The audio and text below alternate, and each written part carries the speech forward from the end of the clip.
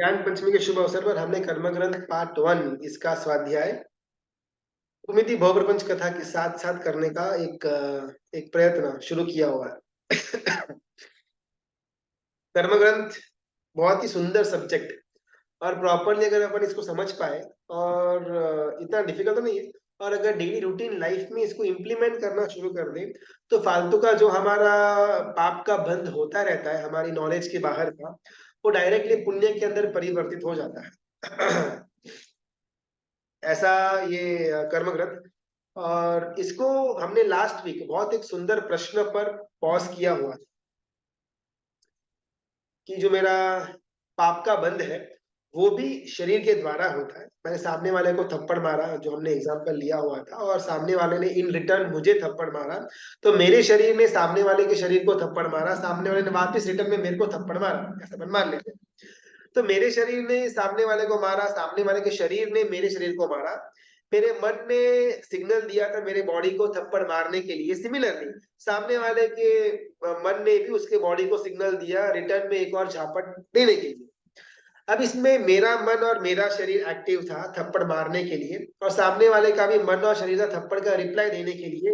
लेकिन ये जो घटना हुई, इस कारण से पाप का जो बंध हुआ कषाय के द्वारा, वो पाप का बंध आत्मा के साथ हुआ, और इस कारण से मेरा आत्मा अपने सिद्धत्व को प्राप्त नहीं कर पाता, बिकॉज सामने पड़ा हुआ जो कार्बन वर्गना का कार्बन शरीर था वो कंप्लीटली कर्मों से भरा हुआ था, और मेरा आत्मा उससे मुक्त न हो पाया, जिस कारण से मेरा आत्मा सिद्ध गति तक पहुंच नहीं पाया।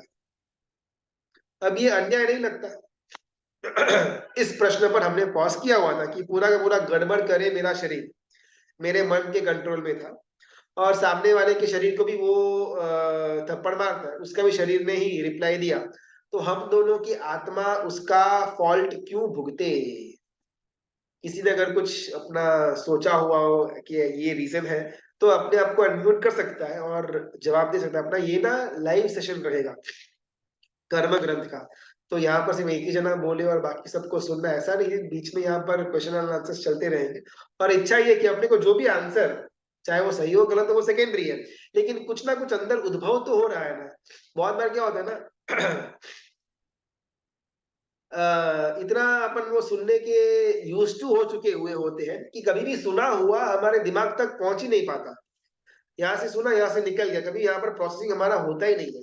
तो एटलीस्ट अगर कुछ उत्तर आएगा तो दैट शोज कि कहीं ना कहीं कुछ ना कुछ प्रोसेसिंग तो हो रहा है, भले वो सही हो गलत हो, दैट डजंट मैटर। तो इस प्रश्न पर हमने लास्ट वीक में पॉज लिया हुआ था कि क्या ये अन्याय नहीं लगता पूरा का पूरा गड़बड़ शरीर करे मन के द्वारा, लेकिन उसके कारण से मेरा आत्मा अपने सिद्धत्व से दूर वंचित रह जाए, तो ये तो बहुत बड़ा अन्याय है नहीं? तो किसी का अगर कुछ इसके लिए सोच है, उत्तर है, तो अपने आप को खुद ही अनम्यूट कर सकते हैं, फिर अपन आगे बढ़ते हैं अपने कर्म ग्रंथ के अंदर। किसी ने अच्छा कमेंट दिया है, नहीं, अच्छा अन्याय नहीं है। फॉर एग्जाम्पल घर के अंदर 40 साल का बेटा है, माता पिता रहते हैं, 40 साल के बेटे ने मार्केट में जाकर के किसी की हत्या कर दी, तो पुलिस किसको पकड़ेगी? बेटे को या माता पिता को? ऑब्वियस है कि जेल तो बेटे को होगी ना, बिकॉज वही जाकर के कहीं खून करके आया। लेकिन अगर उसमें कोई ऐसी दलील डाले कि नहीं माता पिता का फॉल्ट है, उनको अपने बच्चे को कंट्रोल में रखना चाहिए था, संस्कार देने चाहिए थे, माता पिता ने वो संस्कार नहीं दिए, इसी कारण से बच्चे ने बाहर जाकर के सामने वाले का खून कर दिया, तो जेल के अंदर माता पिता को डालो, ऐसा तो अपन कभी नहीं बोलेंगे, बिकॉज ये लॉजिकल लगता ही नहीं है। ये अन्याय हो जाएगा कि यार पूरा का पूरा पाप, मतलब खून करने का काम बेटा करे और सजा माता पिता भुगते। सेम टू सेम यही हमारे केस में हो रहा है। किसी को कुछ बोलना है तो बोल सकते हैं। हमारा आत्मा अंदर विचार ये चुपचाप बैठा हुआ है। हाँ लब्धि जी बोलिए। उधर तुमको किसी को क्या? अच्छा, वॉइस ब्रेक हो रहा है क्या? नहीं तो पूरा का पूरा ठीक है। अगर किसी को उत्तर देना है तो वो अपने आप को अनम्यूट कर सकते हैं, कोई प्रॉब्लम नहीं है। अम, शरीर तो अजीब है, जीव तो आत्मा, हाँ उसमें देखो, प्रॉब्लम जीव या अजीब के अंदर नहीं है। प्रॉब्लम ये है कि अजीव के द्वारा, कि पुद्गल के द्वारा बना हुआ मेरा कार्बन शरीर, पुद्गल के द्वारा बना हुआ मेरा ये बाहरी शरीर और पुद्गल के द्वारा बना हुआ मेरा मन, ये तीनों जने मिल करके गड़बड़ करते रहते हैं। इसके द्वारा अंदर रहा हुआ मेरा जो जीव तत्व है, आत्म तत्व है, उसको क्यों भुगतना? पूरा का पूरा खेल वो पुद्गलों का है, तो आत्मा का इसमें क्या लेना देना? प्रश्न वो है। लास्ट वीक हमने ये प्रश्न रखा हुआ था। कि शरीर हमें क्या बोलते, वो शरीर हमें हमारे आत्मा के कर्मों के हिसाब से ही मिलता है, ऐसा। देखो वरना वो इन्फिनिट सर्कल में हो जाएगा। कर्म बंद किया किसने? शरीर ने। अभी वो कर्म के द्वारा हमको नया शरीर मिला, तो कर्म का बंद करवाने वाला भी शरीर था और नया शरीर देने के पीछे का रीजन भी कर्म ही था। तो इन्फिनिट लूप है, शरीर ने कर्म का बंद किया, नया शरीर मिला, कर्म का बंद किया, नया शरीर मिला, तो ये तो चलता रहेगा। आई एम सेइंग कि आत्मा का फॉल्ट क्या है इसके अंदर?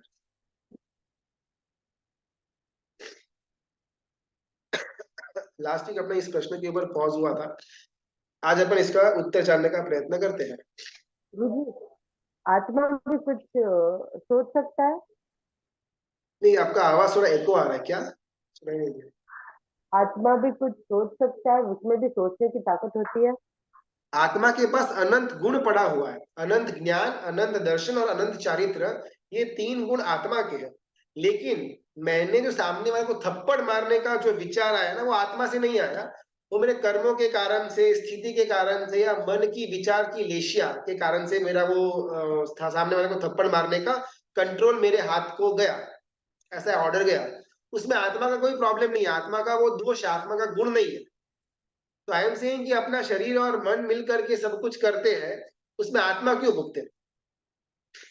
आत्मा शरीर के माध्यम से ही फील करता है। हाँ, फील करता है, मेरे को कोई प्रॉब्लम नहीं, फील करने दो। लेकिन आई एम सेइंग कि वो फील क्यों आत्मा को करना? शरीर ने गड़बड़ की तो शरीर भुगते, आत्मा क्यों भुगते? बिकॉज आखिरकार मैंने थप्पड़ मार दिया, मेरे बॉडी ने थप्पड़ मारा, कर्म का बंद हुआ। बॉडी तो यहाँ 50 60 80 साल में यहीं पर रह जाने वाला है, धूल में मिल जाएगा। आत्मा जाएगी एक और गति में, लेकिन उसके साथ वो कर्म चिपक जाएगा और वो मालूम नहीं अनंत भव तक चलता रहेगा। प्रॉब्लम इस शरीर ने की हुई थी, लेकिन उसके द्वारा उसका जो खराब इफेक्ट है वो आत्मा कई सारे भव तक भुगतता रहेगा। ये न्याय लगता है या फिर अन्याय लगता है? प्रश्न वो है।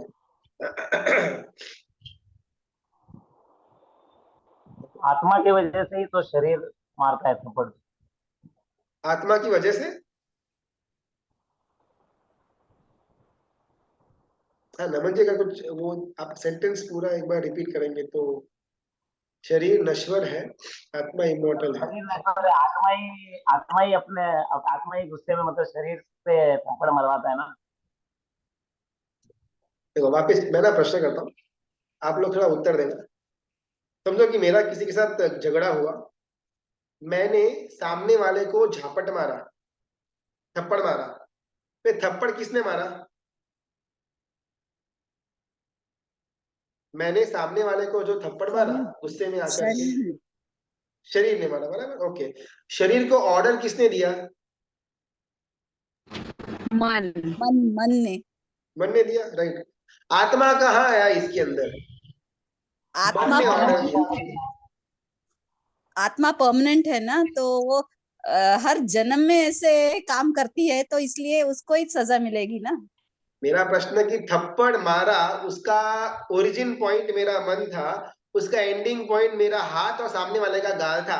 ये सारी प्रक्रिया के अंदर आत्मा कहाँ आई?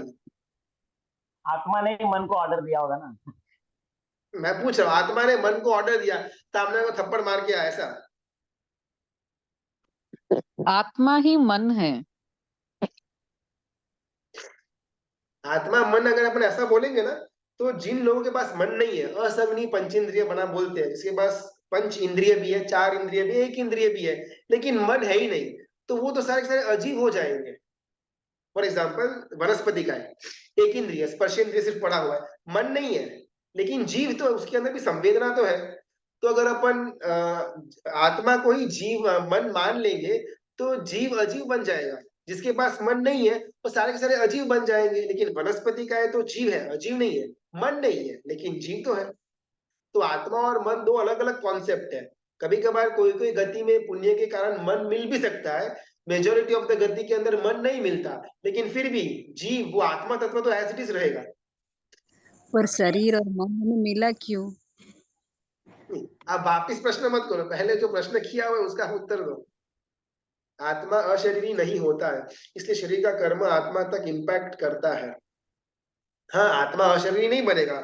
जिस दिन हमारा आत्मा अशरीरी बन जाएगा उस दिन हमारा केवल ज्ञान पक्का। अंडरस्टूड।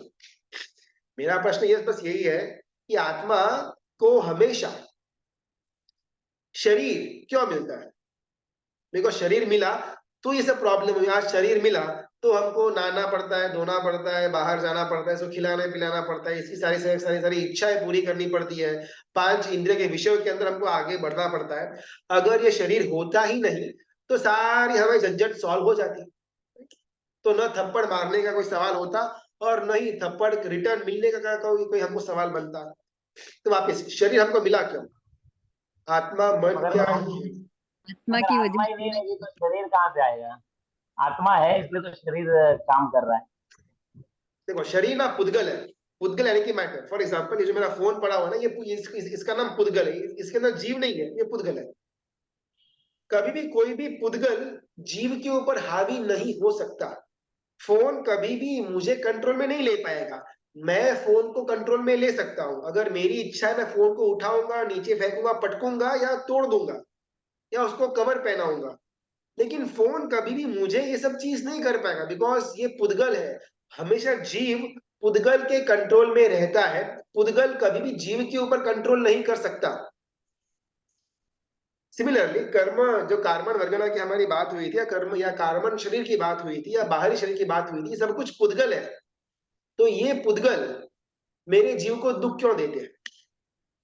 शरीर बिना आत्मा के निर्जीव है, आत्मा है तभी शरीर और मन का अस्तित्व है। शरीर बिना आत्मा के निर्जीव है, आत्मा शरीर का अस्तित्व। देखो, हमको ना थोड़ी भ्रमणा हुई है कि हम शरीर है। हम एक्चुअली शरीर नहीं, हम शाश्वत तत्व आत्मा है। और आत्मा को शरीर का कोई जरूरत नहीं है। इनफैक्ट शरीर है इसीलिए आत्मा को भटकना पड़ता है अलग अलग गतियों के अंदर। अगर ये शरीर छूट जाएगा उसी समय मेरा आत्मा मोक्ष में पहुंच जाएगा। और यही हर एक सिद्ध परमात्मा के पास के साथ होता है। निर्वाण के बाद शरीर नश्वर यहीं पर रह जाता है और उनका शुद्ध चेतन तत्व, आत्म तत्व, वो सिद्धशिला में जाकर के विराजमान हो जाता है। तो मेरा वो क्यों नहीं हो रहा? मतलब हम सब का इंडिविजुअली ये घटना क्यों नहीं हो रही? शरीर तो गलत करता है, आत्मा को कंट्रोल करना चाहिए था। वापिस से वही प्रश्न। घर के अंदर माता पिता ने किया, पुत्र 40 साल का पुलिस पुत्र को पकड़ करके जेल में डालेंगे, या फिर माता पिता को बोलेंगे ना, माता पिता आप लोगों को ध्यान रखना चाहिए था, आपका बेटा है, संस्कार देना था, कंट्रोल में रखना था, क्यों बाहर छोड़ दिया? लेकिन अपन वो दलील वहां पर नहीं कर पाएंगे। बेटा 40 साल का हो चुका है, अभी वो किसी को मारे या पीटे, उसका जो भी रिजल्ट है बेटे को ही भुगतना पड़ेगा। माता पिता कुछ नहीं कर पाएंगे, थोड़ा बहुत दुखी होंगे, रोएंगे बस, लेकिन सजा उनको नहीं मिलेगी। अगर यहाँ पर आत्मा ने बॉडी को कंट्रोल में नहीं रखा फॉर एग्जाम्पल, तो उसका खामियाजा आत्मा क्यों भुगते? शरीर बिना आत्मा के निर्जीव है, आत्मा है तभी शरीर और मन का अस्तित्व है। शरीर की मदद से ही आत्मा मोक्ष जा सकती। हाँ बिल्कुल, शरीर के मदद से ही आत्मा मोक्ष में जाएगी, लेकिन आखिरी भव के अंदर होगा। उसके पहले के अनंत भव इस शरीर के कारण से ही हमको भटकना पड़ा। आज अपन कितना ही पाप अपन देख ले, मिथ्यात्व वाला हो या अविरति का हो या कषाय का हो, विषय का हो, ये हर एक पाप इसके लिए हमारे साथ जुड़े हुए हैं, बिकॉज हमारे साथ ये शरीर है।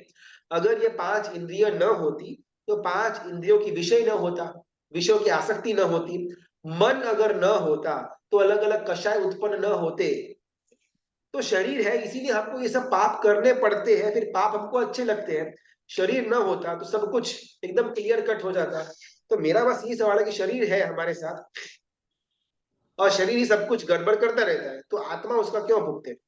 शरीर कर्मों के कारण मिला, बराबर। कर वो तो अपना बात हुआ कि कर्म के कारण से शरीर मिला और शरीर के कारण से नया कर्म का बंध हुआ। वो साइकिल है, बंद हुआ शरीर मिला, बंद हुआ शरीर मिला। हमको अभी जो शरीर मिला हुआ है कोई ना कोई कर्म के कारण से, वो कर्म का बंध भी मेरे पूर्व भव में किसी और शरीर ने किया हुआ रहेगा। आत्मा का नो रोल।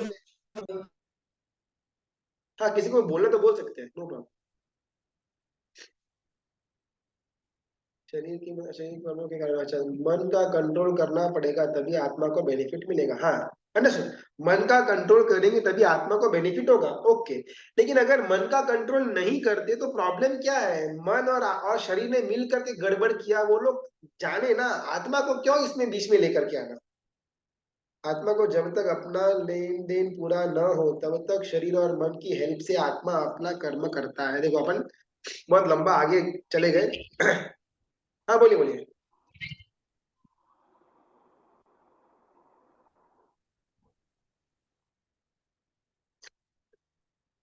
इसका एकदम प्रॉपर उत्तर हमने पहले भी ऑलरेडी इसका उत्तर देखा हुआ है उपमिति भवप्रपंच कथा के अंदर। 5 रीजंस के कारण कोई भी घटना घटित होती है, ये हमने जाना। समय, भवितव्यता, स्वभाव, कर्म और पुरुषार्थ, बराबर। हमने 5 क्लॉक्स वाला एग्जांपल देखा हुआ था कि हमारे पास पुरुषार्थ वाली घड़ी है, उसको घुमाएंगे तो ऑटोमेटिकली बाकी की घड़ियां भी सिंक्रोनाइज्ड है, वो भी अपनी अपनी स्पीड से घूमेकर 12 बजे के हमारा मोक्ष हो जाएगा। ये पांचों चीजों में से काल,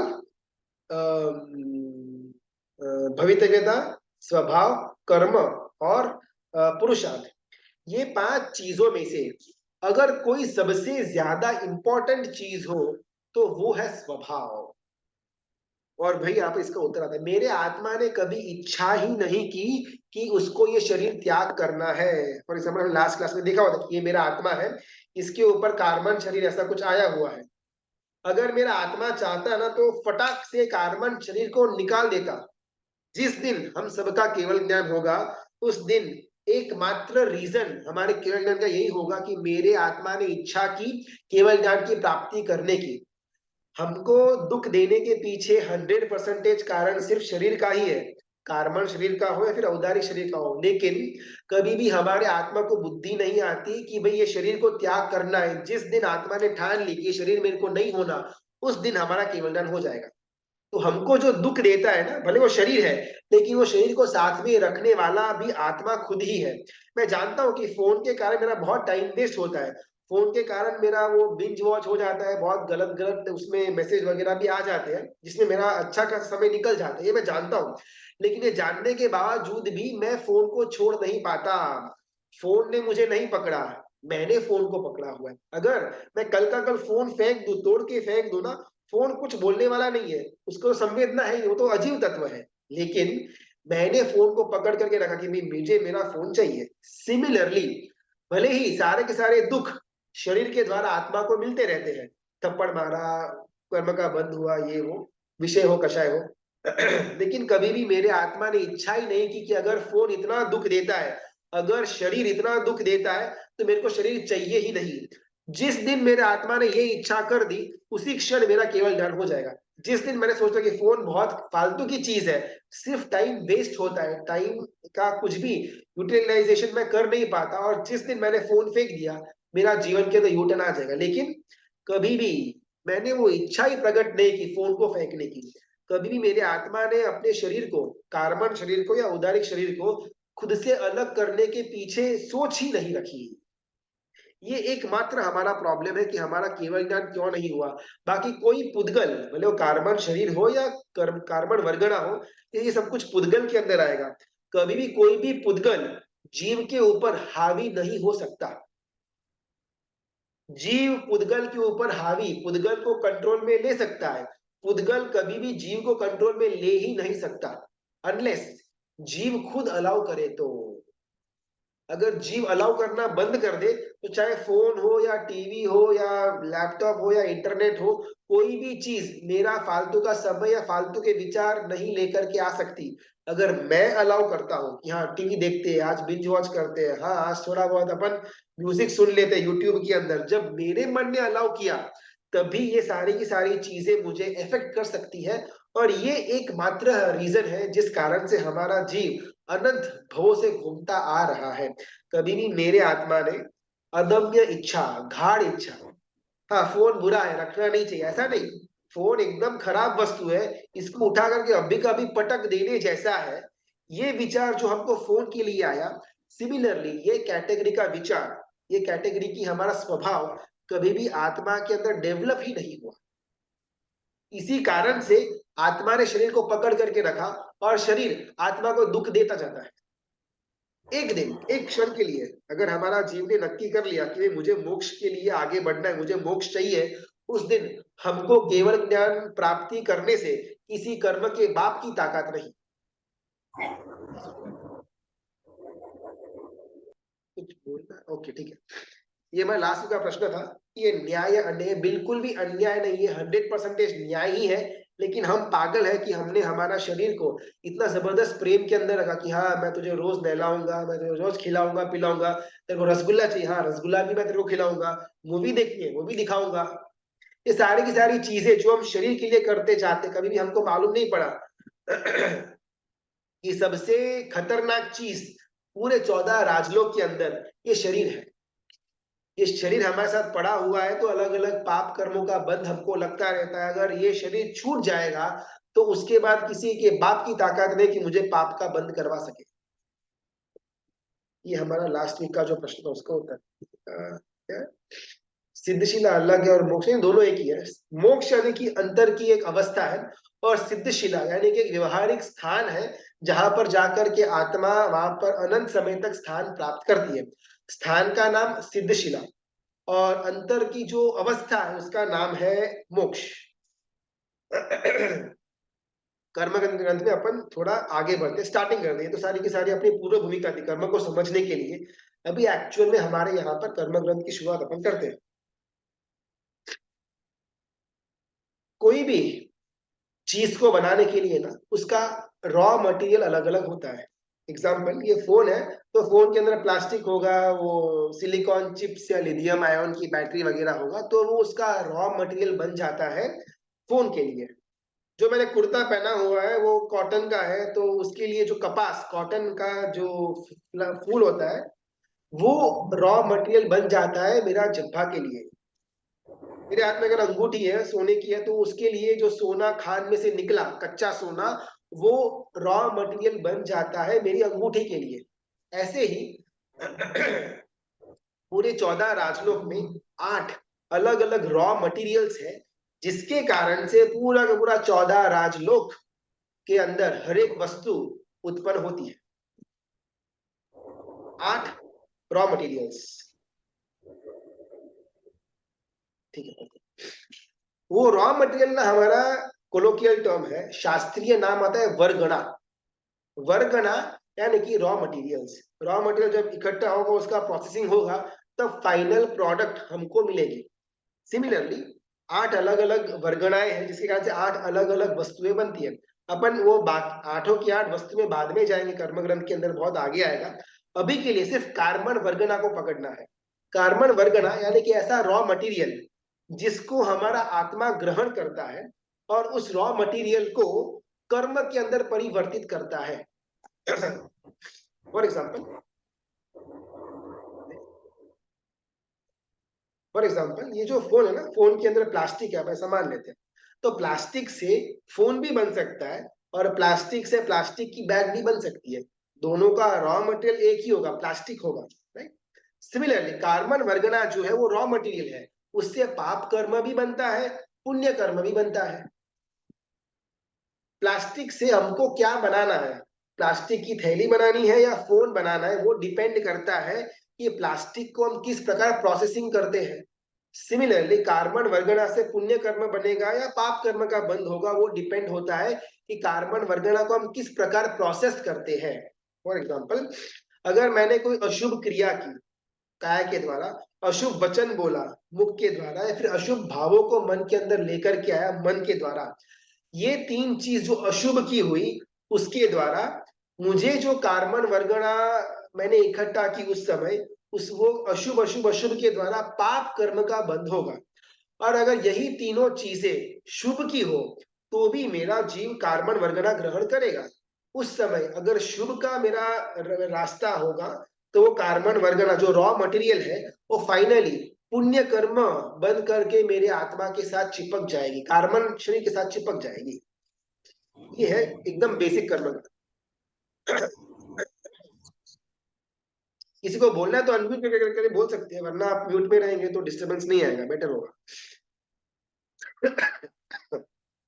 तो ये होता है कार्बन वर्गणा, कि जैसे कि रसगुल्ला होता है ना, तो रसगुल्ला को अपन चाशनी के अंदर डालते हैं तो पूरी की पूरी चाशनी वो सोक अप कर लेता है। सिमिलरली मेरा जो आत्मा है वो हमेशा हर एक समय हर एक सेकेंड कार्बन वर्गणाओं को ग्रहण करता है या फिर कार्बन वर्गणाओं को छोड़ता है, निर्जरा करता है। कैसे? रसगुल्ला है, गरम गरम रसगुल्ला बनाया और फिर चाशनी के अंदर डाला, पूरी चाशनी को स्टोकअप कर लेगा, लेकिन जैसे ही रसगुल्ले को बाहर निकालेंगे वो बर्तन में से, तो जो चाशनी अंदर चिपकी हुई है वो धीमे धीमे ड्रॉप बाय ड्रॉप नीचे गिरेगी, और अगर वो रसगुल्ले को दबाएंगे तो चाशनी ऑलमोस्ट बाहर निकल जाएगी, और दो हाथों से एकदम जबरदस्त दबाएंगे तो चाशनी का एक भी बूंद अंदर नहीं रहेगा, सब कुछ बाहर निकल जाएगा। सेम टू सेम यही प्रक्रिया हमारे आत्मा के साथ होती है। आत्मा हर एक क्षण हर एक समय या तो कर्म का बंध करता है या फिर कर्म की निर्जरा करता है। जिस समय मैं कर्म की निर्जरा, निर्जरा यानी कि कर्म को अपने से दूर करना, जो मैंने कर्म का बंद किया हुआ था उसको वापस तोड़ करके कार्बन वर्गना के रूप में मैंने बाहर छोड़ दिया। जैसे कि ये जो फोन था 5-7 साल हो गए, अभी बराबर काम नहीं करता है, तोड़ मरोड़ करके इसके जो स्पेयर पार्ट उसको अलग अलग करके मैंने बेच दिया, इसका नाम है निर्जरा। अभी वो स्पेयर पार्ट्स वापस कुछ नई प्रोडक्ट्स बनाने के लिए कोई लोग यूज करेंगे, लेकिन मेरा उससे कोई लेना देना नहीं है। सिमिलरली जो कर्म बंध मुझे हुआ था वो कर्म बंध को मैंने निर्जरा की, वो कर्म बंध का अंदर का जो मटेरियल था, रॉ मटेरियल कार्बन वर्गना, उसको अलग अलग अलग किया और बाहर छोड़ दिया, इसका नाम है निर्जरा।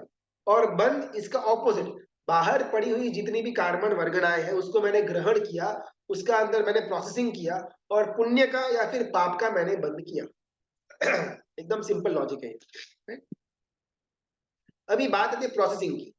कार्बन वर्गना तो 14 राजलोक में अनंत जगह पर अनंत गुणी पड़ी हुई है, और जितना भी हम एरिया देखते हैं हर एक जगह पर जीव हो या न हो वो सेकेंडरी है, लेकिन कार्बन वर्गना तो जरूर होगी।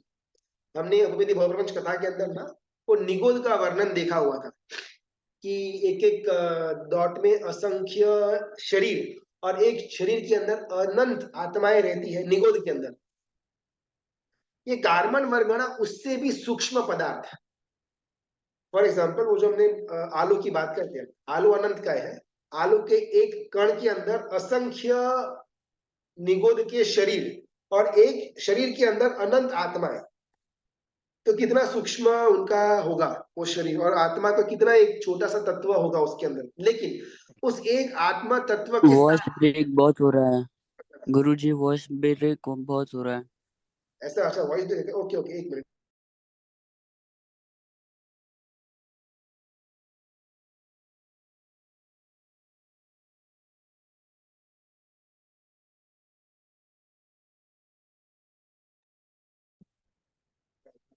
अभी शायद वॉइस क्लियर आनी चाहिए, अगर फिर भी प्रॉब्लम होता है तो आप कोई मुझे हाईलाइट कर देना। अपनी बात चलती है आलू की, निगोद की, अनंत का है। एक आलू के अंदर अपन एक सुई डाल करके अगर बाहर निकाले तो अनंत उसके अंदर निगोद के शरीर, और एक एक शरीर के अंदर अनंत निगोद के जीव आत्मा है, राइट। इतना सूक्ष्म हमारा ये निगोद का शरीर और उसके अंदर रही हुआ आत्मा तत्व, लेकिन कार्बन वर्गना उससे भी सूक्ष्म पदार्थ। एक निगोद के जीव के पास अनंत कार्बन वर्गनाएं होती है। एक आलू लिया, उसमें अगर एक सुई के नोक पर जितना आलू आ सके उतना बाहर लगा करके अगर अपन केवल ध्यान से अगर अपन देखें तो अपने को अनंत निगोद के शरीर दिखेंगे। एक अभी सुई तो कितनी उसकी नोक पर कितना तो आलू आ जाएगा, उसके अंदर अनंत शरीर, एक शरीर के अंदर अनंत निगोद के जीवों का वास, और एक निगोद के जीव के पास अनंत कार्बन वर्गना। इतना सूक्ष्म ये रॉ मटेरियल है कार्बन वर्गना का। अभी मूल बात पर आते हैं। सबसे माइन्यूटेस्ट 14 राजलोक में सबसे सूक्ष्म अगर कोई वस्तु हो, आत्म तत्व से भी सूक्ष्म अगर कोई वस्तु हो तो वो ये कार्बन वर्गना। अभी हमारा मेरा जीव जो कार्बन वर्गनाओं को ग्रहण करके उसका जो कर्म के अंदर रूपांतर करता है, उसके कुल 4 प्रोसेस होते हैं। 4 तरह से मैं कार्बन वर्गना को ग्रहण करके कर्म यानी कि कर्म का बंध करवा सकता हूं। सबसे पहला है मिथ्यात्व, दूसरा आएगा अवीरति, तीसरा आएगा कषाय, और चौथा मन वचन काया की सक्रियता, उसका योग। बस ये 4 ही कारण है जिस कारण से मेरा पाप का या फिर पुण्य का कर्मबंध होता रहेगा। फॉर एग्जाम्पल, अपन जब घर के अंदर शादी का बाद रोटी बनाते हैं ना, तो सबसे पहले आटा आएगा, गेहूं का आटा, उसके अंदर पानी डालेंगे, थोड़ा नमक डालेंगे, आटा को गूंदेंगे, फिर रोटी बनाएंगे, फिर रोटी सेकने के बाद ऊपर से घी डालेंगे। एग्जैक्टली यही प्रोसीजर है ये 4 प्रकारों के, जिससे के द्वारा मेरा कर्म बंद होगा। वो आटा, गेहूं का आटा इज इक्वल टू मिथ्यात्व। रोटी बनाने के अंदर अगर एक बार नमक नहीं भी होगा चल जाएगा, लास्ट में एंडिंग में घी नहीं भी डालेंगे तो भी चल जाएगा, पानी भी थोड़ा कम ज्यादा होगा फिर भी रोटी तो बनेगी, थोड़ी कड़क बनेगी, ठीक है। लेकिन गेहूं का आटा ही ना हो तो रोटी बन ही नहीं सकती।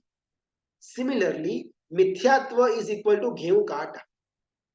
अगर मेरा जीव मिथ्यात्व से मुक्त हो जाएगा, यानी कि सम्यक्त्व की तरफ चला जाएगा, फिर मेरा जितना भी पाप का बंध हो रहा है, कर्म का बंध हो रहा है, वो 70% ऑफ।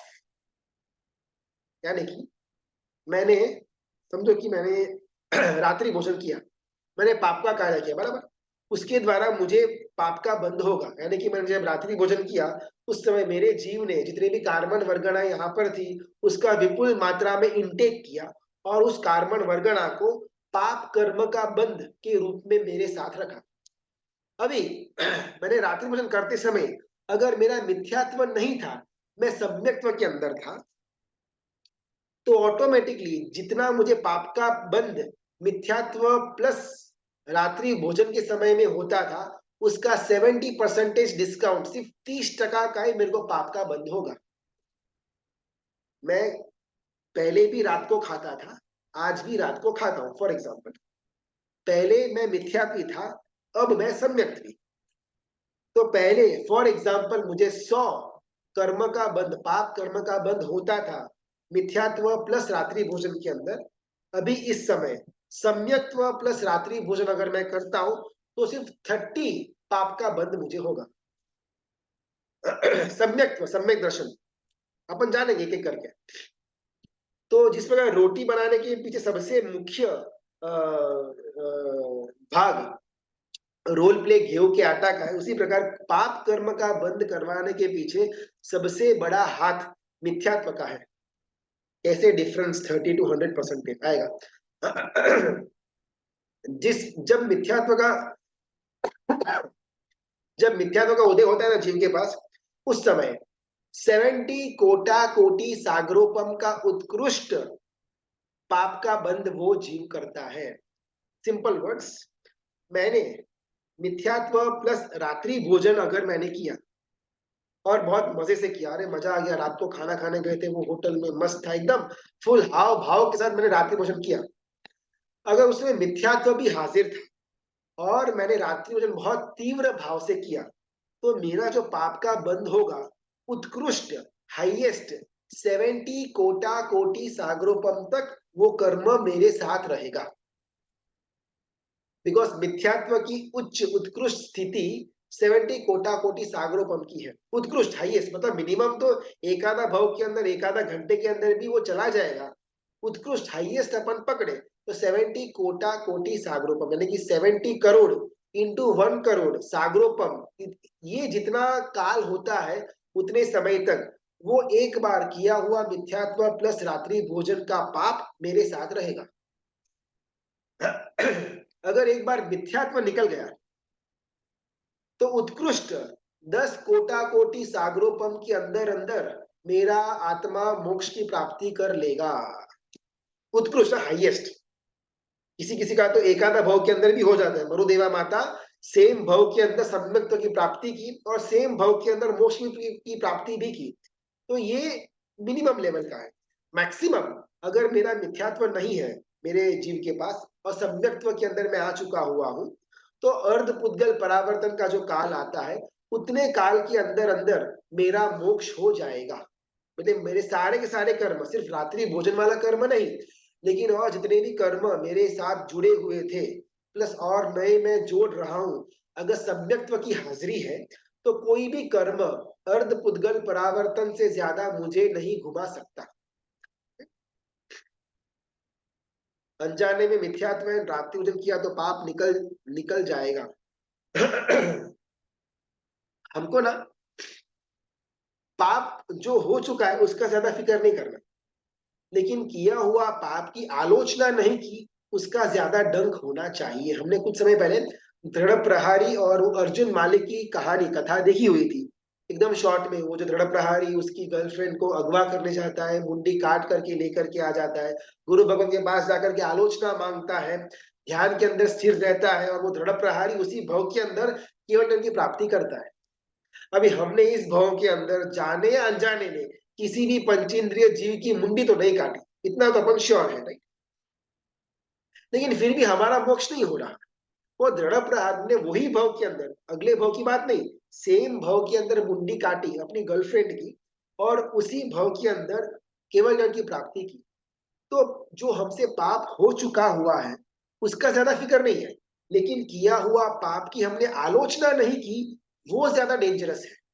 अगर छोटा सा पाप भी अगर आलोचना के बिना रह जाता है तो बहुत लंबे काल तक वो अपना असर दिखाएगा, लेकिन बहुत बड़ा पाप करने के बाद अगर सही मायने में हमको अंदर से पश्चाताप हो, हमने उसकी आलोचना ली गुरु भगवत के पास और बहुत ही सुंदर भावों के साथ वो आलोचना हमने पूरी की, फिर चाहे कितना भी बड़ा पाप क्यों ना हो वो क्षण भर भी हमारे अंदर रुक नहीं पाएगा।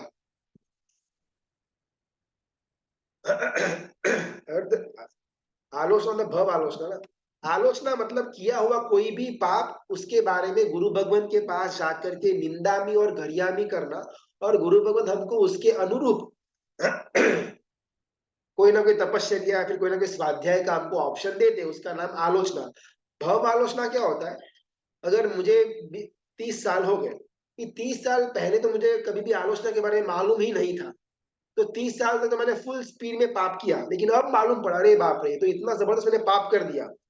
तो जितना भी हमारा बैकलॉग हो चुका था उसको प्रॉपरली, भव आलोचना की एक बुक आती है उसको पढ़ना, जितना भी याद है उसमें लिखना, गुरु भगवंत को देना, वो हमको उसका प्रायश्चित दे, वो भव आलोचना। वो जब पुराना हमारा एक बार नलीफाई हो जाए उसके बाद मैक्सिमम ईयरली वंस तो हमको आलोचना लेनी ही लेनी, अगर हो सके तो महीने में एक बार, 4 महीने में एक बार, 6 महीने में एक बार, या फिर अगर मिनिमम मैक्सिमम में साल में एक बार तो हमको आलोचना लेनी ही चाहिए, बिकॉज उसके बाद हमको किया हुआ पाप याद नहीं रहेगा। और अगर ऐसा पाप रह गया विदाउट आलोचना तो वो बहुत लंबे समय तक हमारे साथ में रहेगा। भव आलोचना अब तक जितना भी हो चुका हुआ है उसका लमसम हमने टैली कर दिया, और अभी से पीरियोडिकली मंथली वंस या मैक्सिमम ईयरली वंस तो करना ही करना, उसका नाम है आलोचना। अर्धपुद्गल परावर्तन काल ना, वो अपन लेंगे आगे। आज ना एकदम बेसिक्स से शुरुआत करनी है, वो अर्धपुद्गल परावर्तन वगैरह काल आगे आएगा, अपन प्रॉपरली डेफिनेशन के साथ उसका जानने का प्रयत्न करेंगे। अपनी बात हो रही थी आटे को लेकर के, रोटी को लेकर। अगर यहाँ तक किसी को समझ में न आया हुआ हो ना तो वो अपने आप को अनम्यूट करके भी प्रश्न पूछ सकता है, वरना अपन आगे चलते हैं। आटा गूंदा, रोटी हमने बनाई और रोटी हमारी बन गई, यानी कि ये 4 घटनाओं के द्वारा, ये 4 रीजंस के द्वारा, मिथ्यात्व, अवीरति, कषाय और मन वचन काया का योग, ये 4 कारणों के द्वारा फाइनल प्रोडक्ट रोटी हमारी बन चुकी है, फाइनल प्रोडक्ट कर्म का बंध हमारा हो चुका है। 70% तो रफली है, 70 ऐसा कुछ फिक्स नंबर नहीं है, लेकिन हमने समझने के लिए कि भाई मिथ्यात्व कितना बड़ा कॉन्स्टिट्यूएंट है पाप का बंद करवाने के लिए, हमने एक 70 नाम एक काल्पनिक एक फिगर पकड़ा हुआ है। 60 भी हो सकता है, 90 भी हो सकता है, लेकिन इस रेंज के अंदर रहेगा। मैक्सिमम हमको जितने भी पाप के कर्म बंद होते हैं, वो कर्म बंद करवाने के पीछे का अगर कोई मेन विलन हो तो वो है मिथ्यात्व। सेकंड आएगा अवीरति, आटा और पानी, ये दोनों अति आवश्यक है। नमक एक बार के लिए नहीं भी होगा चल जाएगा, और घी तो ऑप्शनल है, आमलेट में तो घी भी नहीं वापरते। इसी प्रकार से कर्म बंद करने के लिए मिथ्यात्व और अवीरति, ये दोनों मेन है। मिथ्या तो बहुत बड़ा एक विलन और उसका एक साइड किक ये अवीरति। तीसरा आएगा कषाय। जितना जबरदस्त हमारे अंदर कषाय का उदय होगा उतना जबरदस्त हमारा आत्मा कर्म का बंद करता जाएगा। और चौथा मन वचन काया की सक्रियता। ध्यान रखा, मैं देखा अभी हम वन बाय वन हर एक जितने भी हमारे कारण हैं वो कारणों के अलग अलग अलग जो भेद है उसको समझते हैं। बिकॉज इसके द्वारा ही मेरा आत्मा अनंत भवों से कर्म का बंद करता आता है। अगर सिंपली मैं बोलूं कि मिथ्यात्व का त्याग करना चाहिए तो ज्यादा अपने को समझ में नहीं आएगा कि भाई कैसे त्याग करना, अवीरति का त्याग करना। लेकिन अभी वीरति के अंदर कैसे आएंगे, दीक्षा तो अपन अभी ले नहीं पाएंगे, तो क्या पाप का बंध होता रहेगा? तो इसके जो अलग अलग भेद है उसको समझेंगे तो एटलीस्ट हो सके उतने भेदों में से हम बाहर आए, ताकि हमारा वो कॉन्स्टिट्यूएंट बहुत कम रह जाए। मिथ्यात्व कुल 5 प्रकार के होते हैं। हमने पहले भी ये देखा हुआ था, लेकिन आज फटाफट एक बार रिकैप में देख लेते हैं। जनरली मिथ्यात्व की डेफिनेशन ये आती है। मिथ्यात्व शब्द उसको अगर अपन ब्रेक डाउन करें ना, मिथ्या और अत्व ये 2 शब्दों से बना हुआ है मिथ्यात्व। मिथ्या शब्द का मीनिंग होता है गलत या रॉन्ग या उल्टा या बनावटी, फेक, ये सब कुछ मीनिंग है मिथ्या का। अत्व, अत्व का मीनिंग होता है भाव या सोच, उल्टी सोच या रॉन्ग सोच या गलत सोच, इसका नाम है मिथ्यात्व। सुदेव को कुदेव मानना मिथ्यात्व, सुगुरु को कुगुरु मानना मिथ्यात्व, सुधर्म को कुधर्म मानना मिथ्यात्व। सिमिलरली कुदेव को सुदेव मानना वो भी मिथ्यात्व, कुगुरु को सुगुरु मानना वो भी मिथ्यात्व,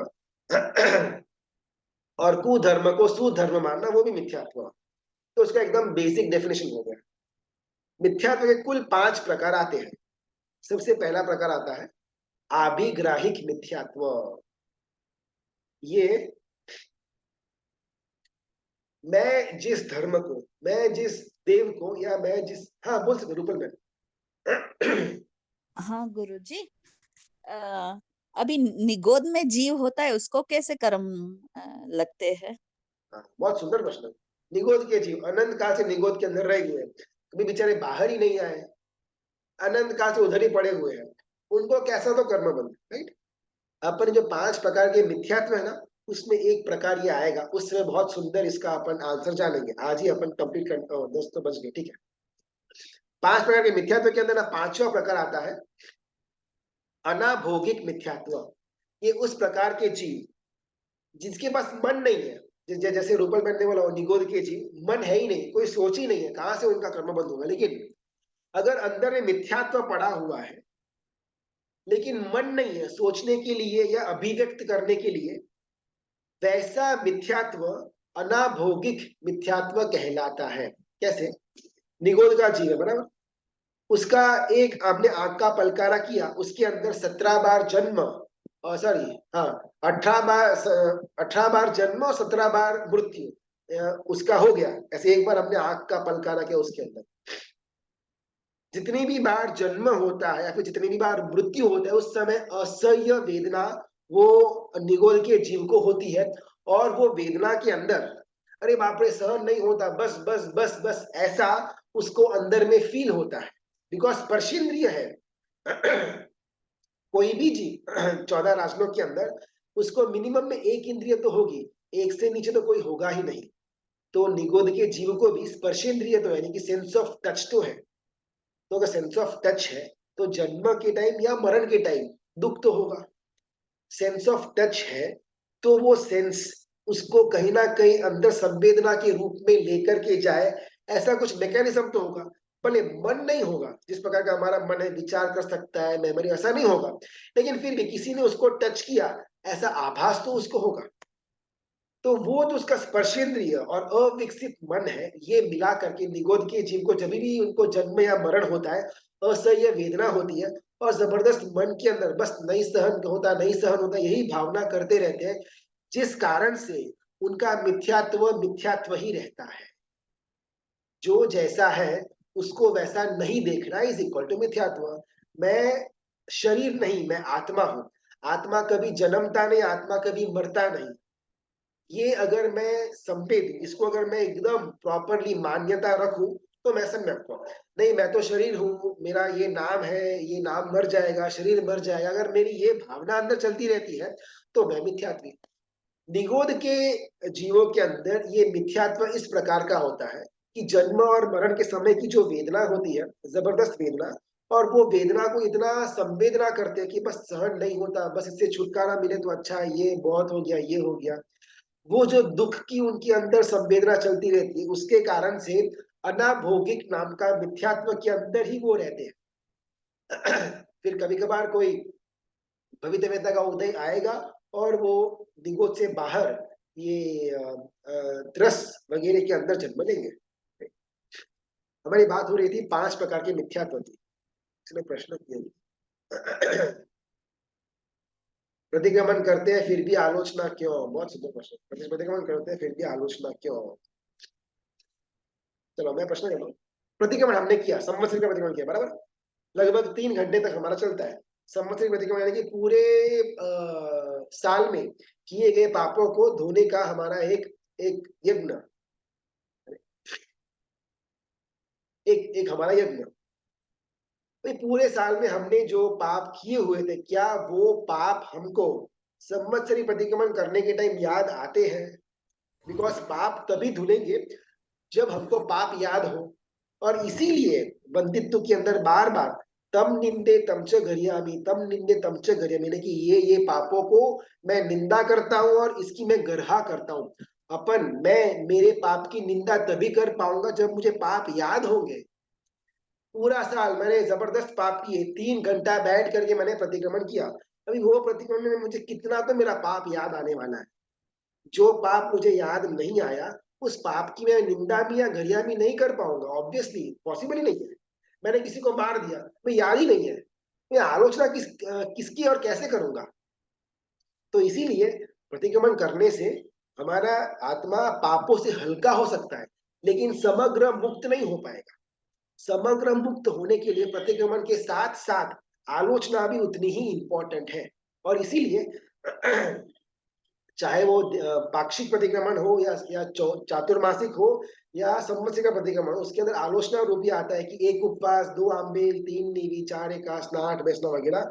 बिकॉज अगर हम फॉर एग्जाम्पल अगर अपन पक्षिक यानी कि 14 दिनों का पाक्षिक प्रतिक्रमण ले ले, तो उसके अंदर बात ही आती है कि 1 उपवास, 2 आंबेल, 3 नीवी, 4 एकासना, 8 व्यासना या 2000 स्वाध्याय, अगर इनमें से मैंने कोई एक चीज भी मिनिमम में करी हुई हो इन 14 दिनों के दरमियान, तो 14 दिनों में मुझसे जो जो पाप हुए हैं, उन पापों का मेजरली मेरी आलोचना हो जाती है वो तब करने के समय। लेकिन वापस वो तब करने के समय मेरे मन के अंदर पाप की आलोचना का भाव होना चाहिए।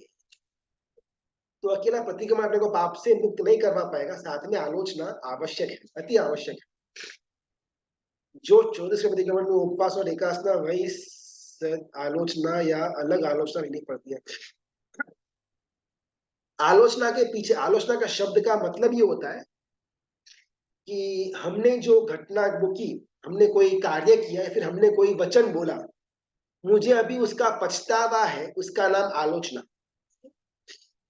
ये प्रामाणिकता से मैंने पाक्षिक प्रतिक्रमण किया, प्रतिक्रमण में आता है कि 1 उपवास या 2 आंबेल या 3 नीवी, चलो मानते हैं मैंने वो 15 दिनों के अंदर एक बार उपवास भी किया था, लेकिन या उपवास करते समय या पक्षी का प्रतिक्रमण करते समय मैं कितनी देर तक मेरे पापों का संस्मरण किया और कितना किया। आलोचना अगर अपन लेंगे प्रॉपर्ली गुरु भगवान के पास, तो उसमें क्या होगा ना, पूरा उसका बुक आता है, उसमें Q&A होंगे, क्या आपने ये रात में भोजन किया? कि हाँ मैंने रात को खाया। अपक्ष खाया? हाँ मैंने इतनी बार अपक्ष खाया हुआ है। तो उसमें हमारा पाप का रिकलेक्शन होगा, और उसके बाद जो हमको तपस्या आलोचना के रूप में आएगी, उससे हमारा वो याद किया हुआ पाप धुल जाएगा। 14 का वो जो 1 उपवास की बात आती है, उसके अंदर हमारा कितना पाप का संस्मरण हमारा होता है, वो बहुत इंपॉर्टेंट है। पाप का कुछ हमारा संस्मरण हुआ नहीं है और उपवास हम करके ऐसा मान्यता भी रखे कि मेरा पाप धुल गया, तो ये भ्रमणा कहलाएगी। क्या हर पाप की निंदा परमात्मा के सामने करे या गुरु भगवंत के सामने निंदा करे? क्या एवरी पाप गुरु भगवंत को बोलना जरूर?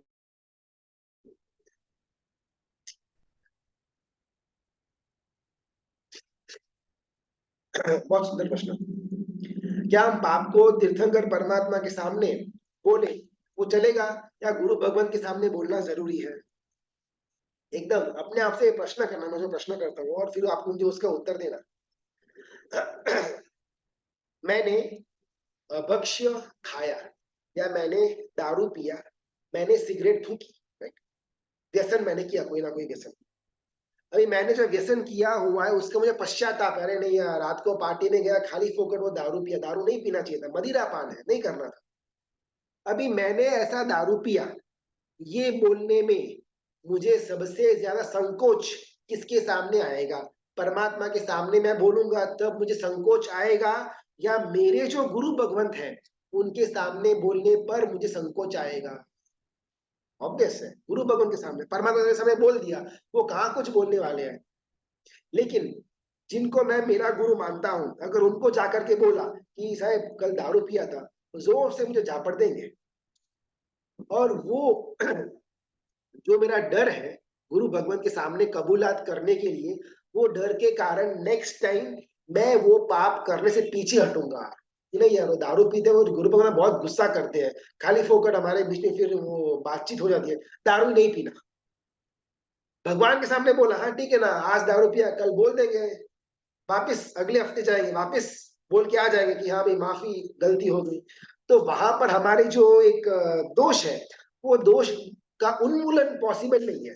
दोष का उन्मूलन तभी पॉसिबल है जब हम गुरु भगवान के सामने हमारी पाप का एक ओपन अप करेंगे, हमको डर रहेगा, तो दूसरी बार हम वो पाप का आचरण नहीं करेंगे। बिकॉज आलोचना हो या फिर प्रतिक्रमण हो, इन सब क्रियाओं के पीछे का मुख्य हार्द ये है कि जो हो चुका है वो तो ठीक है, वो तो एक आधा उपवास करके अपन उसको निकाल देंगे, लेकिन अभी आगे से मुझे ऐसे पाप नहीं करने, वो कटिबद्धता प्रतिक्रमण के द्वारा या आलोचना के द्वारा आनी चाहिए।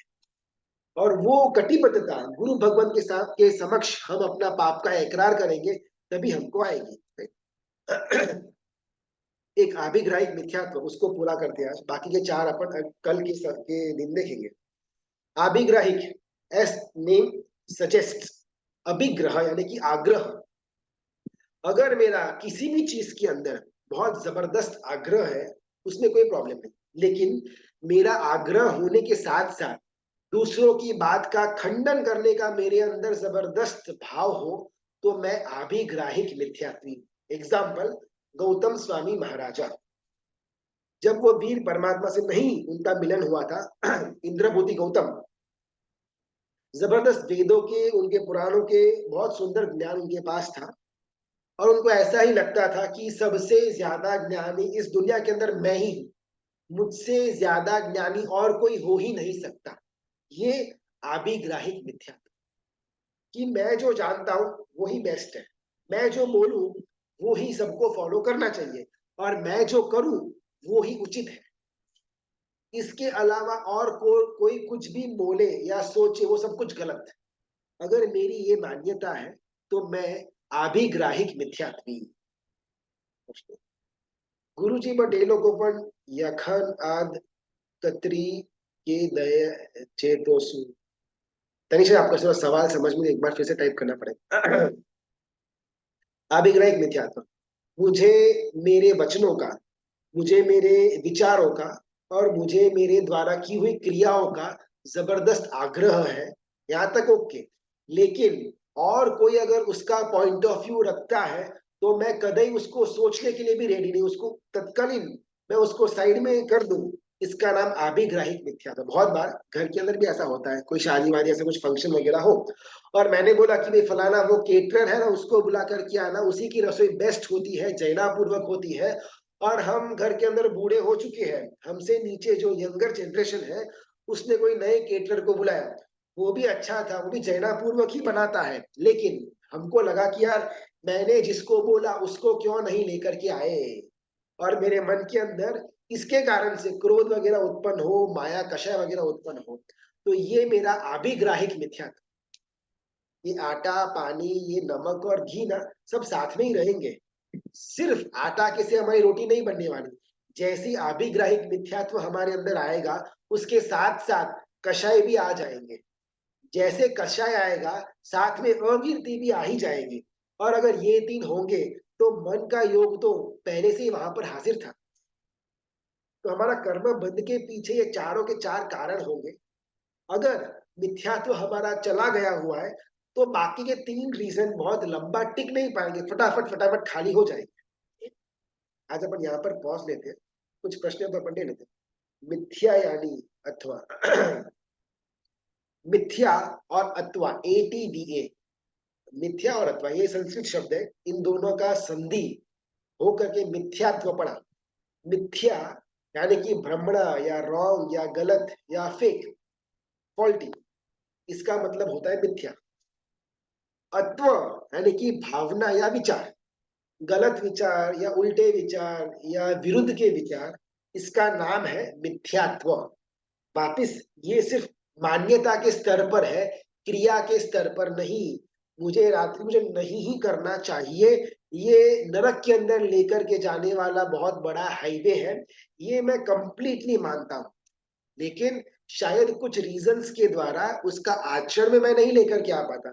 मुझे फिर भी कोई ना कोई कारण के वश होकर के रात को खाना पड़ता है। तो इसका मतलब ये नहीं कि मैं मिथ्यात्वी, दिमाग से मैं एकदम सॉर्टेड हूं कि रात को नहीं ही खाना, लेकिन कुछ कारण से खाना पड़ता है। पाप का बंध होगा, लेकिन मिथ्यात्व उसके अंदर हाजिरी नहीं होगी। एट द सेम टाइम मन के अंदर परमात्मा के वचनों के लिए कोई राग या कोई श्रद्धा नहीं है, लेकिन हम पूजा करते रहते हैं, सामयिक करते रहते हैं। मिथ्या तो पड़ा हुआ है और धर्म की क्रिया चल रही है, तो उसके द्वारा हमको पाप का बंध ही होने वाला है, पुण्य का बंध नहीं हो सकता। हमारे आसपास गुरु भगवंत न हो तो आलोचना कैसे ले? देखो, अभी मोक्ष में हमको जाना है, मिथ्यात्व से हमको बचना है, कषायों से हमको बाहर आना है, तो पुरुषार्थ तो करना पड़ेगा ना।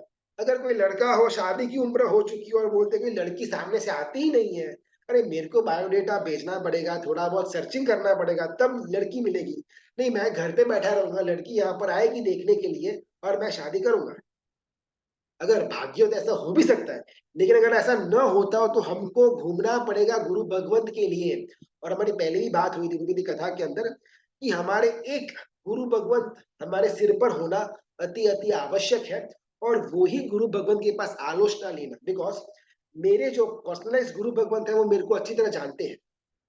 लास्ट ईयर मैंने जो आलोचना ली हुई थी उसका हल्का हल्का उनको याद होगा, और अगर इस साल भी वो आलोचना में लूंगा तब उनको मालूम पड़ेगा, अरे ये भाई तो सुधरा है ही नहीं, लास्ट ईयर भी दारू पिया हुआ था, इस साल भी दारू पिया हुआ है।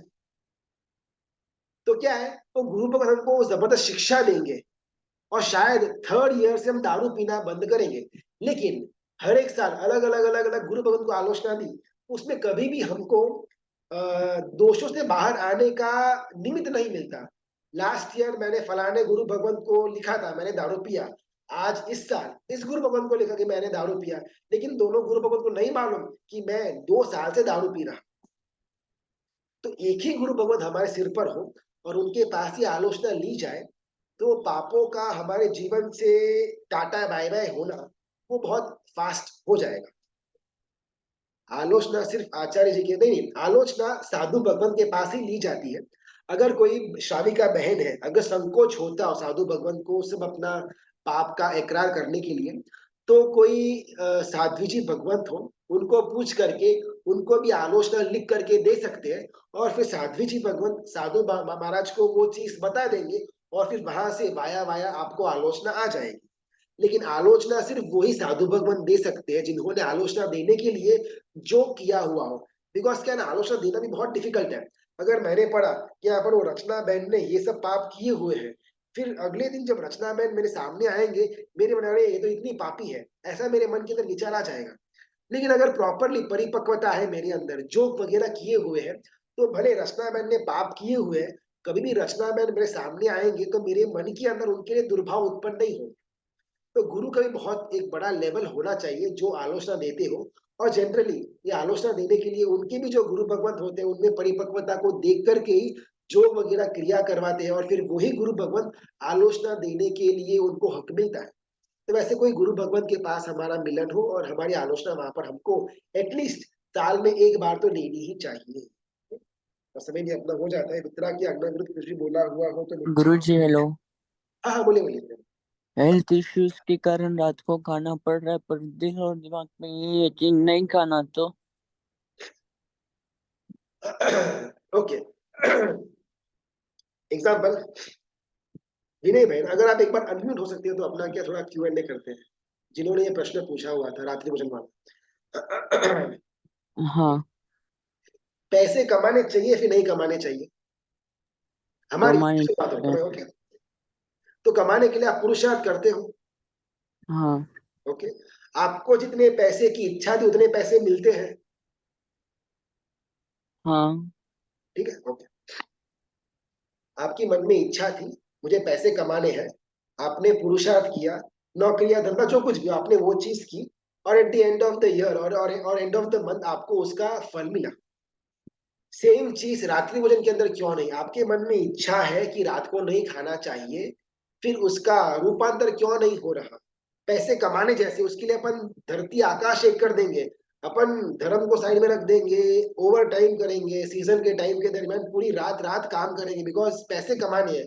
पैसों को लेकर के हमारे अंदर जितना आकर्षण है उतना ही आकर्षण अगर रात्रि भोजन के त्याग के लिए बन जाता है, फिर आई डोंट थिंक कि बहुत लंबे समय तक रात्रि भोजन हमारे जीवन में रहेगा। हाँ, 1 महीना, 1 साल, 2 साल बस।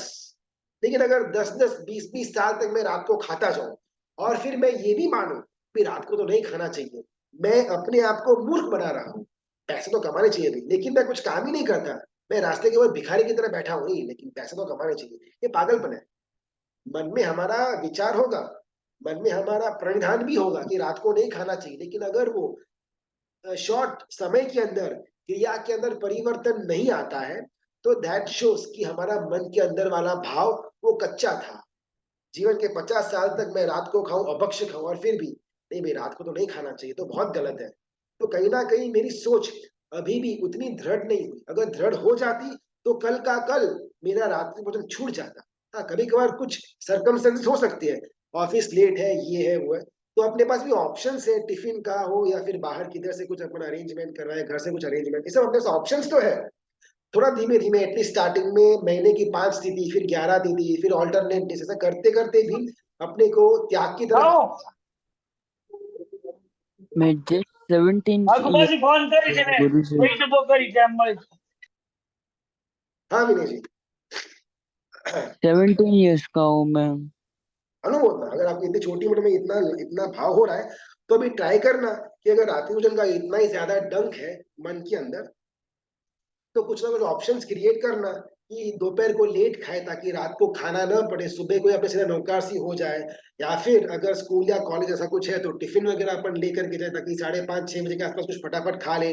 और अगर एकदम लास्ट ऑप्शन अगर ये भी पॉसिबल न होना तो कल का कल ये शुरुआत करने जैसी है कि मैं जब भी स्कूल या कॉलेज पूरा करके घर पे आऊं 7 बजे, 8 बजे या 9 बजे, एक बार मैंने खाना खा लिया, फिर सेकेंड टाइम नहीं खाऊंगा।